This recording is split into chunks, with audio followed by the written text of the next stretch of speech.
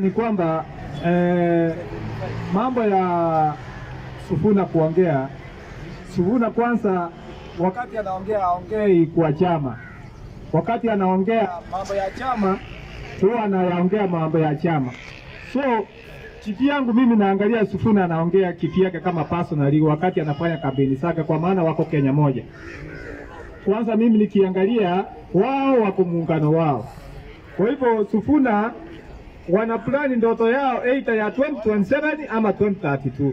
Hiyo ndio safari wameanza saa hii, kwa maana wao wako Kenya kwanza, wameanza mambo yao Kenya moja.